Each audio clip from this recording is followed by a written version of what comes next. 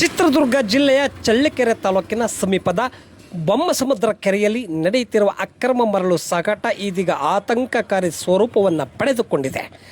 ಜೀವದ ಹಂಗು ತೊರೆದು ಕೆರೆಯೊಳಗೆ ಆಳವಾದ ಸೊರಂಗಗಳನ್ನು ಕೊರೆದು ಅಪಾಯದ ಪರಿಸ್ಥಿತಿಯಲ್ಲಿ ಎತ್ತಿನ ಬಂಡಿಗಳಿಗೆ ಮರಳು ತುಂಬುತ್ತಿರುವ ದೃಶ್ಯಗಳು ಸಾರ್ವಜನಿಕ ವಲಯದಲ್ಲಿ ತೀವ್ರ ಆತಂಕವನ್ನು ಸೃಷ್ಟಿಸಿದೆ.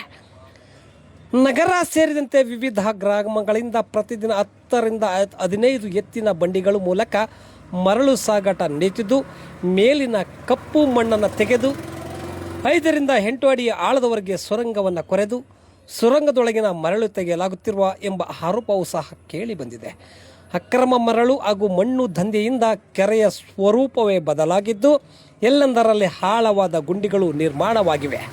ಯಾವುದೇ ಸುರಕ್ಷಿತ ಕ್ರಮಗಳಿಲ್ಲದೆ ಈ ಸುರಂಗಗಳಲ್ಲಿ ಮರಳು ತುಂಬಲಾಗುತ್ತಿದ್ದು, ಇಂತಹ ಘಟನೆಗಳಲ್ಲಿ ಈ ಹಿಂದೆ ಹಲವಾರು ಪ್ರಾಣಗಳನ್ನೇ ಕಳೆದುಕೊಂಡಿರುವ ಉದಾಹರಣೆಗಳು ಸಹ ಇವೆ. ಜಿಲ್ಲಾಡಳಿತ ಅಕ್ರಮ ಪ್ರವೇಶ ತಡೆಯಲು ಕೆರೆಯ ಸುತ್ತಲೂ ಕಾಲುವೆ ನಿರ್ಮಿಸಿದರೂ ಅದನ್ನು ಮುಚ್ಚಿ ಮತ್ತೆ ಅಕ್ರಮವಾಗಿ ಪ್ರವೇಶಿಸಿ ಮರಳು ಸಾಗಾಟ ನಡೆಸುತ್ತಿರುವುದು ಬೆಳಕಿಗೆ ಬಂದಿದೆ. ಇದು ಕೆರೆಯಂಗಳದಲ್ಲಿರುವ ಕುಡಿಯುವ ನೀರಿನ ಕೊಳವೆ ಬಾವಿಗಳು ಜಲಮಟ್ಟಕ್ಕೂ ಇದರಿಂದ ಭಾರಿ ಹಾನಿಯಾಗಿದ್ದು, ಅಕ್ರಮ ಮರಳು ದಂಧೆಯಿಂದ ಜಲ ಮೂಲಗಳು ಪಾತಾಳಕ್ಕೆ ಕುಸಿಯುತ್ತಿವೆ ಎಂಬ ಗ್ರಾಮಸ್ಥರು ಮತ್ತು ಸದಸ್ಯರು ಆರೋಪಿಸಿದ್ದಾರೆ.